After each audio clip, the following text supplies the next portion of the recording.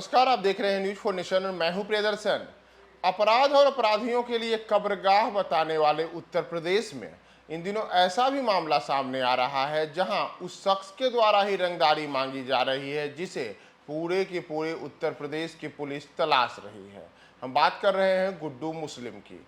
वही गुड्डू मुस्लिम जो अतीक अहमद का साथी रहा है और जिसके साथ अतीक के बेटे असद और उसके एक अन्य साथी के झांसी में होने की बात सामने आई थी और बाद में पुलिस एनकाउंटर में असद और उसका साथी गुलाम मारा गया था।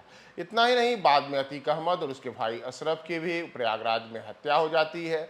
लेकिन इन सब के बीच इन सबका जो सबसे खास साथी बमबाज गुड्डू मुस्लिम था वह आज भी पुलिस के हाथ नहीं लगा है। लेकिन इन सब के बीच जो एक चौंकाने वाली बात सामने आई है वह यह है कि अतीक का यह साथी गुड्डू मुस्लिम अभी भी लोगों से रंगदारी मांग रहा है और रंगदारी बाकायदा चिट्ठी लिख के मांगी जा रही है। और इसके बाद अब उत्तर प्रदेश में योगी आदित्यनाथ की जो सरकार है और उत्तर प्रदेश की पुलिस जो अपराधियों को जमींदोज करने का बड़ा दावा कर रही है उस पर ही सवालिया निशान उठ गए हैं। यह धमकी भरी चिट्ठी आलमबाग के रहने वाले देवेंद्र तिवारी को मिली है जिसमें गुड्डू मुस्लिम नाम लिखा हुआ है। देवेंद्र तिवारी की गाड़ी पर रात में जान से मारने की धमकी वाला लेटर चिपका दिया गया। अतीक अहमद और अशरफ भले ही नहीं रहे लेकिन इस गैंग का आतंक देखा जाए तो कम होने का नाम नहीं ले रहा है और फरार गुड्डू मुस्लिम की धमकी भरी चिट्ठी मिलने से अब पूरे के पूरे उत्तर प्रदेश में हड़कंप मच गया है।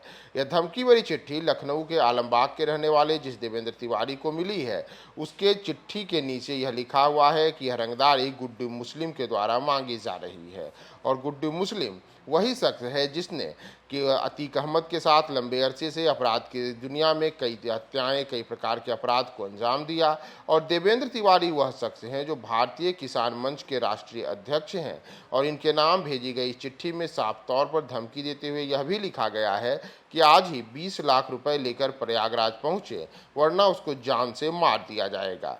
देवेंद्र तिवारी ने इस मामले की शिकायत पुलिस से की है। इस चिट्ठी में एडीजी, एसटीएफ और सीएम योगी का नाम भी लिखा हुआ है। इन सब के बाद अब पुलिस भी वहां पे सक्रिय हो गई है। दरअसल अगर हम गुड्डू मुस्लिम की बात करें तो गुड्डू मुस्लिम एक लंबे अरसे का आपराधिक इतिहास रखता है। उत्तर प्रदेश के कई दुर्दांत जो अपराधी रहे हैं उनके साथ वह रहा हो, चाहे वह बात श्री प्रकाश शुक्ला की करें या फिर धनंजय सिंह की करें या अतीक अहमद की करें। समय समय पर बमबाज गुड्डू मुस्लिम इन सब के साथ अपराध की दुनिया में अलग अलग आपराधिक घटनाओं को अंजाम देते रहा है। और इतना ही नहीं, उमेश पाल की हत्या में भी गुड्डू मुस्लिम का नाम आया लेकिन उसके बाद से वो लगातार फरार चल रहा है। अभी पुलिस उसे तलाश ही रही है कि इन सब के बीच उसने अब एक 20 लाख रुपए की रंगदारी मांगने वाली चिट्ठी देवेंद्र को भेज करके फिर से सनसनी फैला दी है।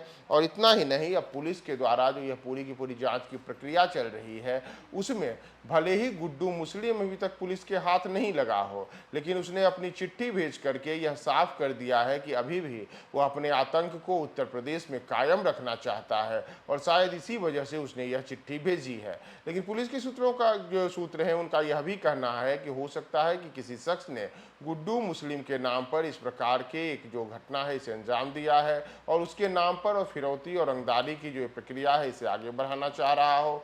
तो पुलिस अभी यह स्पष्ट में नहीं है कि आखिर इस घटना के पीछे कौन लोग हैं और क्या यह गुड्डू मुस्लिम ही है या फिर कोई अन्य शख्स है। लेकिन गुड्डू मुस्लिम के नाम पर उत्तर प्रदेश में आतंक थमने का सिलसिला जो नाम है वह नहीं ले रहा है और देखना महत्वपूर्ण होगा कि अब गुड्डू मुस्लिम को अब तक पकड़ने में असफल रही पुलिस क्या इस मामले का उद्भेदन कर पाती है।